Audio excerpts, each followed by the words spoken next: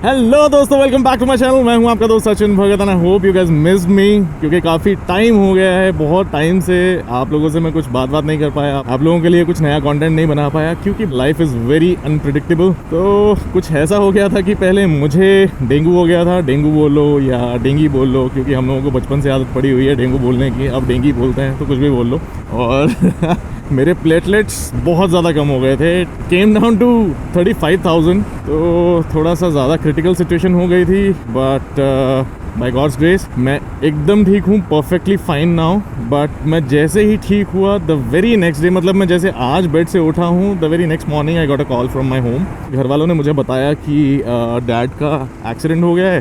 तो वो चीज़ हुई, तो डैड के एक बहुत मेजर सर्जरी हुई है। उनका राइट साइड का जो हिप होता है वो पूरा का पूरा इम्प्लांट हुआ है, रिप्लेस हुआ है। थाई तक उनका पूरा का पूरा जो है इम्प्लांट हुआ है, प्लस 2 माइनर सर्जरीज़ और हुई हैं। तो उसकी वजह से भी काफ़ी टाइम मुझे घर पे रहना पड़ा। और कुछ चीज़ें ऐसी सिचुएशन में आपका ना तो दिमाग काम करता है, ना ही आपको समझ में आता है कि करना क्या है, हो क्या रहा है। तो ये सब कुछ चल रहा था लाइफ में। तो 2-3 महीने जो हैं वो ऐसे ही निकल गए। तो ये था अभी तक का मेरी ब्रेक का रीज़न कि मैं कुछ क्यों नहीं कर पा रहा था। और लद्दाख वाली सीरीज़ जो है वो मैं डिसकंटिन्यू कर रहा हूँ, क्योंकि उसमें दोनों कैमरास में एक तो कुछ शॉट्स मिसिंग हैं। आई डोंट नो कैसे क्या हुआ है, और मेरा एकदम से ना मूड जो है वो ख़राब हो गया है। तो वो सीरीज़ जो है यहाँ पे मैं डिसकंटिन्यू करूँगा।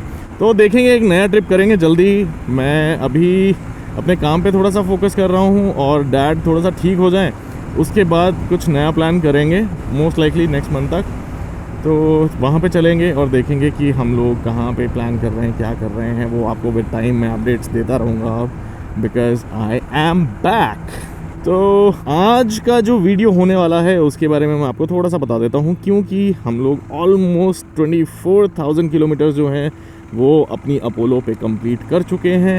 एंड आई थॉट कि आप लोग इंटरेस्टेड हो गए इस चीज़ में कि 24,000 किलोमीटर्स के बाद मेरा एक्सपीरियंस कैसा रहा और मेरे रिव्यूज़ क्या हैं, स्पेशली इस बाइक के लिए, KTM 390 एडवेंचर के लिए। तो आज का वीडियो जो है वो शुरू करते हैं। So let's go.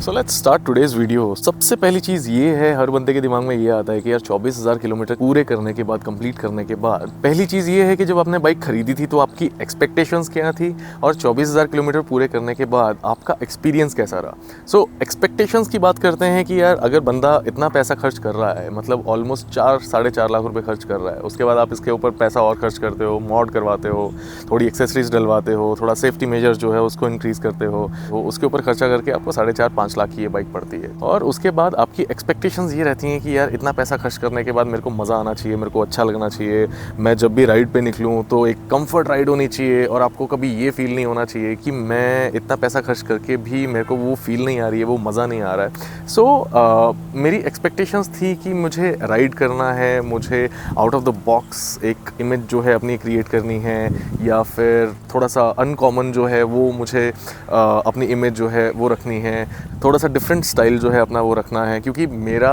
पर्सनली अगर मैं बोलूँ तो मुझे क्लासिक बाइक्स में बिल्कुल भी इंटरेस्ट नहीं था। सो थोड़ी एजी लुक्स जैसे KTM की होती हैं वो मुझे बहुत ज़्यादा पसंद आती हैं, और किसी बाइक का या और किसी कंपनी के जो भी ऐसे मॉडल्स आते हैं या फिर जो फीचर्स आते हैं वो थोड़ा सा आपको ज़्यादा पैसा खर्च करना पड़ता है। तो मेरी एक्सपेक्टेशंस ये थी, और एक्सपीरियंस मेरा रहा है जो 24,000 किलोमीटर्स पूरे कवर करने के बाद, इट्स अमेजिंग, अनडाउटेडली अमेजिंग। हाँ, थोड़े बहुत नुआंसेस इधर उधर हैं जो कि आपको विद टाइम समझ में आते हैं, और उनको कैसे रेक्टिफाई करना है, उनके ऊपर क्या करना है, आपको कैसे उनको सॉर्ट करना है, वो आपको विद टाइम समझ में आएगा। But all in all it's amazing, 24,000 kilometres, and I am extremely happy with this bike.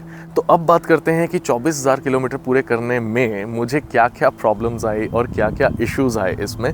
तो वन बाय वन हम लोग वो डिस्कस करते हैं, सो दैट अगर आपको भी वो प्रॉब्लम्स आती हैं या आपको भी वो इश्यूज़ आते हैं तो उनको कैसे सॉर्ट करना है वो भी मैं आपको बताऊंगा। So let's start with first one. तो सबसे पहली प्रॉब्लम जो थी वो थी कोल्ड स्टार्ट या फिर मिसिंग इश्यूज। इंजन में जो मिसिंग होता है जब आप बाइक चलाते हो या स्टार्ट करते हो, तो आप एक्सेलरेशन देते हो तो आपको फील होता है कि आपने एक्सेलरेशन तो दिया लेकिन वो जो थ्रॉटल है वो गाड़ी को मिला नहीं। तो वो चीज़ जो थी स्टार्ट हुई थी इनिशियली जब मैं सेकेंड सर्विस के बाद मैंने ECU अपडेट करवाया था। इसका नॉर्मल है, वो ECU अपडेट करते ही हैं कि आपका जो ECU है उसका कोई नया सॉफ्टवेयर या नया कोई वर्जन तो नहीं आया है, तो वो ऑलरेडी मतलब वहाँ पे उनको इंस्ट्रक्शंस होते हैं कि वो उसको अपडेट करेंगे ही करेंगे अनटिल अनलेस आप उनको मना करो कि अपडेट नहीं करना है। तो मेरी सेकंड सर्विस में मुझे ये इशू आया था कि जैसे ही मैंने ECU अपडेट करवाया, यही टाइम था अक्टूबर नवंबर का ही टाइम था, तो उसमें ये होता था कि जैसे ही मैं बाइक जो है वो स्टार्ट करता था तो बाइक जो है वो इग्निशन लेके 2 सेकंड के लिए स्टार्ट होगी और फिर से ऑफ हो जाएगी, फिर आप स्टार्ट करोगे फिर वो 2-3 सेकंड के लिए ऑन होएगी और फिर वो बंद हो जाएगी। तो ये इशू था। दूसरा इशू था कि आप चलते चलते जैसे आप एक्सेलरेशन दे रहे हो तो कई बार क्या होता है ना कि आप एकदम से क्विक रिस्पॉन्स चाहते हो, because it's KTM and KTM is known for their quick responses, right. तो वो चीज़ जो थी वो इसमें थोड़ा सा लैग कर रही थी कि आप एक्सेलरेशन दे रहे हो लेकिन कुछ मिली सेकेंड्स के बाद वो रिस्पॉन्स आता था। तो वो चीज़ जो थी वो बहुत ज़्यादा अनएक्सपेक्टेड थी मेरे लिए। तो वो प्रॉब्लमेटिक भी थी कि कहीं कहीं पे क्या होता है ना कि आप थोड़ा सा क्विक रिस्पॉन्स चाहते हो कि जैसे आप ट्रैफिक में कहीं पे मतलब क्विकली स्विफ्टली निकलना चाहते हो, आप थ्रॉटल देते हो लेकिन वो रिस्पॉन्स जो है वो नहीं आता है, वो नहीं मिलता है। तो वो एक सबसे बड़ी प्रॉब्लम थी जिसका मैंने सॉल्यूशन जो है वो एक स्पेशल मैंने वीडियो बनाया था, उसका लिंक मैं ऊपर यहाँ पे दे रहा हूँ, यहाँ पे शो हो रहा होगा। तो वो जो है वीडियो वो आप चेक कर लेना, वहाँ पे आपको इसका सॉल्यूशन जो है वो मिल जाएगा। So let's move to the next point. So the next point is कि इस बाइक में वाइब्रेशंस तो हैं, मतलब मुझे उतना ज़्यादा वाइब्रेशंस फील नहीं होता है जितने कि बाकी आपको जितने भी रिव्यूज़ मिलेंगे ऑनलाइन, उसमें बोला जाता है कि बहुत ज़्यादा वाइब्रेशंस हैं। मुझे पर्सनली वो कभी फील नहीं हुए, बट येस ऑब्वियसली मतलब मूविंग पार्ट्स हैं, इंजन है, तो वाइब्रेशंस तो रहेंगे ही। मतलब it's impossible to remove all the vibrations completely from the engine from anything that has moving parts. So vibrations इसमें हैं, उसकी वजह से एक प्रॉब्लम ये है कि इसका जो नीचे इंजन का जो गार्ड रहता है ना, इंजन गार्ड है, उसके जो नट्स हैं वो नट्स जो है ना वो खुल जाते हैं। तो वो एक सबसे बड़ी प्रॉब्लम है। जब भी आप ऑफ रोड जाते हो या फिर ट्रेल्स पे जाते हो तो बहुत ज़्यादा चांसेस होते हैं कि आपके 1-2 नट्स जो हैं या फिर मे भी ज़्यादा वो निकल जाएं और वो लूज़ हो जाए। तो मेक श्योर कि आप जब भी सर्विस करवाने जा रहे हो या फिर जब भी आप बाइक जो है हफ्ते 2 हफ्ते के बाद जब भी आप मतलब चला के आ रहे हो लॉन्ग रूट पे, तो आप ये चेक हमेशा कर लेना कि उसके नट्स जो हैं वो बराबर से टाइट हैं या नहीं हैं। वो कहीं पे भी खुल जाएंगे और आपका इंजन गार्ड जो है वो नीचे गिर जाएगा, तो आपको कैरी करना पड़ेगा। That's a major issue. Next point इसका ये है कि इसके जो अलॉय व्हील्स हैं उससे मैं बिल्कुल भी खुश नहीं हूँ। Honestly KTM you have to work on this. इसके अलॉय व्हील्स जो हैं उसका व्हील बैलेंसिंग जो है, अलाइनमेंट जो है, उसकी प्रॉब्लम मेरी बाइक में कभी गई ही नहीं है, कभी नहीं गई है। और ये सिर्फ मेरा प्रॉब्लम नहीं है, मैं एडवेंचर 390 स्पेशली दिस मॉडल जो स्टैंडर्ड मॉडल है आपका 2023, उसकी मैं 4 से 5 बाइक्स में देख चुका हूँ जिनमें सेम प्रॉब्लम है। व्हील अलाइनमेंट का इतना इशू है कि आपकी बाइक जो है ना वो वॉबल करती है। तो आपको लॉन्ग रूट पे जाने से पहले या लॉन्ग रूट पे जाके वापस आने के बाद आपको इसका अलाइनमेंट चेक करवाना पड़ेगा। अदरवाइज आप हल्का सा मतलब थोड़ा सा लूज पकड़ोगे हैंडल तो आपको पता चलेगा कि आपका जो बाइक है वो वॉबल कर रही है। तो उसका एक ये सबसे बड़ा पॉइंट है कि यार अलॉय व्हील्स जो हैं वो स्ट्रांग नहीं है या फिर क्या प्रॉब्लम है उसमें, वो आपको KTM को ही सॉर्ट करना पड़ेगा। क्योंकि हम लोग कस्टमर एंड पे हम लोग क्या करवा सकते हैं, ज़्यादा से ज़्यादा ये करवा सकते हैं कि अलॉय व्हील्स जो है चेंज करवा दें, बट कितनी बार चेंज करवाओगे आप। सो ये जो है बहुत बड़ा एक पॉइंट है जिसमें प्रॉब्लम है, alloy wheels. Okay, so the next point is इसका जो बाइक का कौन सेट है उसका वो प्रॉब्लम नहीं है actually, that is normal, very normal. वो आपको सारी की सारी बाइक्स में आएगा। सो इसमें हुआ क्या था, बेसिकली मुझे ये फील हो रहा था कि मेरी बाइक जो है ना वो हल्का सा या तो लेफ़्ट की साइड जा रही है या फिर राइट की साइड जा रही है। बट वो मेरे को बाद में समझ में आया कि वो मेरे किसी और चीज़ में कोई प्रॉब्लम नहीं है, बट वो कौन सेट है। और कौन सेट जो है वो आपको 12 से 15 हज़ार किलोमीटर पे चेंज करवा लेना चाहिए, नहीं तो बाइक जो है वो आपको प्रॉब्लम देना स्टार्ट कर देगी। सो नेक्स्ट पॉइंट जो है इसका क्विक शिफ्टर। नो डाउट इस बजट में आपको ऐसी बाइक में क्विक शिफ्टर जो है वो और शायद ही किसी बाइक में मिलेगा। बट द प्रॉब्लम इज़ कि आपका जो क्विक शिफ्टर है वो मतलब डाउन शिफ्ट जो है परफेक्टली काम करता है, लेकिन आपका जो अप शिफ्टर है वो रेयरली काम करता है। तो that is a problem I guess. बहुत सारे लोगों ने ये बोला है कि आप 4,000 to 5,000 RPM के ऊपर जाके आप उसको ट्राई करो, या फिर जैसे ही आपको चेंज करना है, अप शिफ्ट करना है गियर, तो आप थोड़ा सा थ्रॉटल देके and then you shift. But मुझे इतना ज़्यादा वो जो है वो स्मूथ नहीं लगा। Downshifter works perfectly no doubt, but upshifter needs some calibration और समथिंग आई गेस। तो ये एक छोटा सा पॉइंट है कि क्विक शिफ्टर जो है उसको आप बेटर बना सकते हो। सो the next point is GPS navigation. आपको इस बाइक में जीपीएस नेविगेशन मिलता है, आपको टीएफटी स्क्रीन मिलती है, उसके ऊपर आप फ़ोन कनेक्ट कर सकते हो, जिसके ऊपर आप अपना जीपीएस नेविगेशन जो है वो आपको डायरेक्शंस दिखाता रहेगा जैसे ही आप मैप सेट करोगे। बट द प्रॉब्लम इज़ उसको यूज़ करने के लिए आपको पहले तो 1 साल का 1000 रुपीज़ का सब्सक्रिप्शन लेना पड़ेगा, हर साल आपको रीन्यू करना पड़ेगा। That is not a good thing I guess. कोई भी कस्टमर जो है आप इतना ज़्यादा पैसा खर्च करने के बाद वो एक इतना छोटा सा फीचर तो आई गेस ही डिज़र्व्स कि उसने इतना पैसा खर्च किया है और उसके बाद भी आप बोल रहे हो कि जीपीएस अगर आपको अपनी बाइक पे यूज़ करना है, स्क्रीन पे अगर आपको नेविगेशन चाहिए तो उसके लिए आपको इतना पे करना पड़ेगा। प्लस जो आपकी ऐप है बहुत ही ज़्यादा बुरी है, मैं कैसे बताऊं, मतलब उसको यूज़ करना it's a task.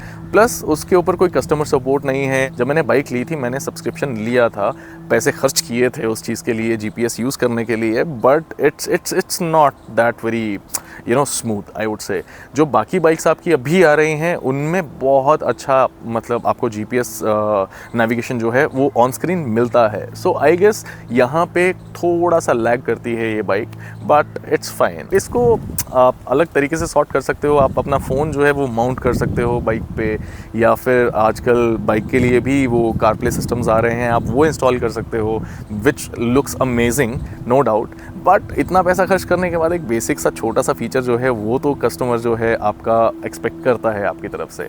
So the next point is top rack. ये एक एडवेंचर बाइक है और एडवेंचर बाइक्स में लाइक मोस्टली आप जितनी भी एडवेंचर बाइक्स आप मार्केट में देखोगे जो अवेलेबल हैं इंडियन मार्केट में, उनमें सबसे डिफ़ॉल्ट कंपनी फिटेड एक टॉप रैक आपको मिलता है। लेकिन इस बाइक में टॉप रैक आपको लगवाना पड़ेगा। इसमें सिर्फ ग्रैब रेल्स आते हैं जो कि आप मतलब पीछे जो पिलियन है उसको पकड़ने के लिए वो सफिशिएंट है, बट आप टॉप रैक जो है वो इंस्टॉल नहीं कर सकते। टॉप रैक इंस्टॉल करने के लिए आपको या तो मार्केट में जो आफ्टर मार्केट जो आते हैं टॉप रैक्स वो लगवाने पड़ेंगे, या फिर आपको कस्टम बनवाना पड़ेगा। तो एडवेंचर बाइक में मुझे लगता है कि यार आपने सब कुछ दे रखा है, everything is there, but top rack is missing. तो टॉप रैक जो है वो आप दे सकते हो, which can be a good thing for the customer I guess. ये छोटे मोटे पॉइंट्स हैं, छोटी मोटी चीज़ें हैं जो मुझे लगा कि मैं आपके साथ बता सकता हूँ, आपके साथ मैं डिस्कस कर सकता हूँ in case you are planning to buy this bike. So हर बंदे को ये होता है कि बाइक लेने से पहले, बाइक खरीदने से पहले उसको एक बार अच्छे से स्टडी कर लिया जाए, उसमें क्या प्रोज एंड कॉन्स हैं, उसमें क्या फीचर्स हैं, क्या उसमें मिसिंग है, सारी की सारी चीज़ें जो है वो हर बंदा जो है वो पता करना चाहता है। तो इस बाइक का आपको मैंने सारा का सारा बता दिया। बाकी all in all this bike is amazing. मतलब मैं हर एक छोटी छोटी चीज़ को आपको नहीं बताऊंगा, मैं आपको सिर्फ और सिर्फ वो पॉइंट्स बताऊंगा जो मुझे लगे कि मेरे को डिस्कस करने चाहिए। Otherwise this bike is damn good, trust me on this. 24,000 kilometre पूरे कर चुका हूं और मेरा कोई इरादा नहीं है कि अभी मैं बाइक जो है वो अपग्रेड करूं या कुछ भी करूं। इन केस अगर मैं अपग्रेड करूंगा भी तो ये बाइक तो मेरे पास ही रहने वाली है for sure, that I can tell you. एक चीज़ जो है वो सबसे ज़्यादा अच्छी जो मुझे लगी इसमें, जो मेटजिलर टायर्स हैं, उसका एक प्लस पॉइंट जो है वो मैं आपको ये बताता हूँ, बहुत अच्छे टायर्स हैं। आपको कहीं पे भी ये फील नहीं होगा कि आपकी बाइक जो है वो कहीं पे भी मतलब आपका जो कंट्रोल है या फिर उसका जो ग्रिप है ऑन रोड वो कम हो रहा है या कोई प्रॉब्लम आ रही है। They are amazing. मतलब मैं 24,000 किलोमीटर कंप्लीट करने के बाद अभी भी मुझे लगता है कि शायद मैं 2 से 3,000 किलोमीटर जो है वो आराम से इसके ऊपर कवर कर सकता हूँ। प्लस पॉइंट मैंने क्यों बोला था इन टायर्स का, और वो मैंने आपको बता दिया। नेगेटिव पॉइंट ये है कि बहुत ज़्यादा एक्सपेंसिव है। अभी मेरा टायर जो है वो चेंज करवाने का टाइम हो जाएगा, मतलब 1,500 या 2,500 किलोमीटर के बाद। तो मैं ढूंढ रहा था कि मेरे को मेटजिलर के ही टायर्स जो हैं वो मिल जाएं दोबारा से, तो मैं शायद वही दोबारा से इंस्टॉल करवा लूँगा। बट मार्केट में सबसे पहली चीज़ ये है कि मेटजिलर के वेंडर्स हैं नहीं, यहाँ पे आते नहीं हैं। दिल्ली में मुझे 2 लोग मिले जिनके पास मेटजिलर के टायर्स पड़े हुए हैं, but they are crazy expensive. 29,500 या 600 का मुझे पेयर पड़ रहा है। मतलब 30,000 के आप मान लो मुझे दोनों टायर्स पड़ेंगे। इंस्टॉलेशन चार्जेस लगा के आप 1,500 2,000 ऊपर लगा लो तो 32,000 के टायर्स आपको पड़ रहे हैं बाइक के। इतने आई गेस गाड़ी के भी नहीं आते हैं, नॉर्मल जो आपकी गाड़ी होती है। तो ये एक नेगेटिव पॉइंट मुझे लगा कि मेटजिलर के टायर्स जो हैं वो इंडिया में होने चाहिए यार।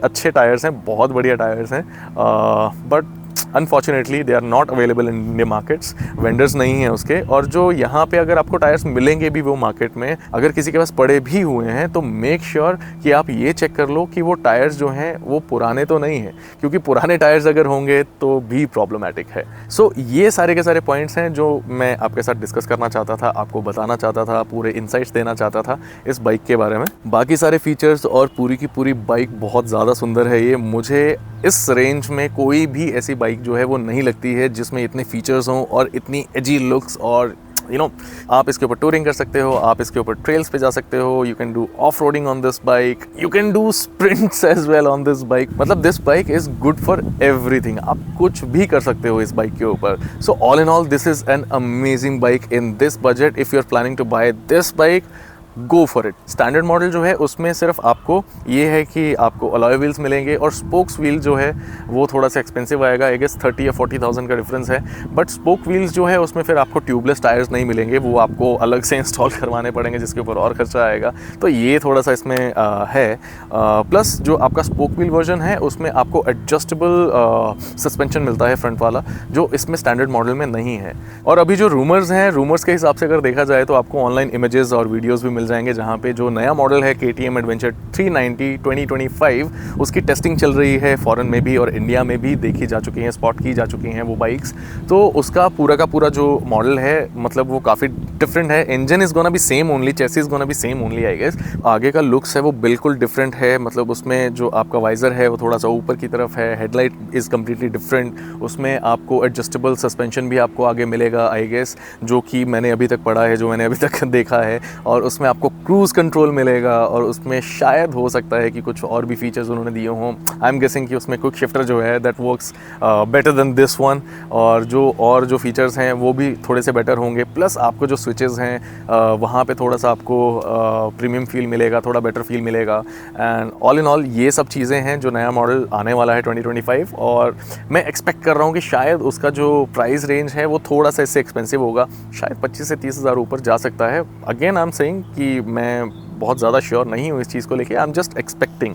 सो आई होप कि आप लोगों को आज का वीडियो जो है पसंद आया होगा, और इतने दिनों के बाद मैं आपके साथ बात कर रहा हूँ और ये वीडियो बना रहा हूँ, मुझे इतना अच्छा लग रहा है, इतनी खुशी हो रही है ना। I was missing this, I was completely MIA for a while, but या नाउ आई एम बैक। और ये सब वीडियोस जो हैं, व्लॉग्स जो हैं, मैं फिर से दोबारा से करने वाला हूँ, आप लोगों के साथ शेयर करने वाला हूँ बहुत सारी चीज़ें। सो मिलते हैं बहुत जल्दी नेक्स्ट वीडियो में किसी नई चीज़ के साथ, किसी नए टॉपिक के साथ। So till then take care, bye bye, see या।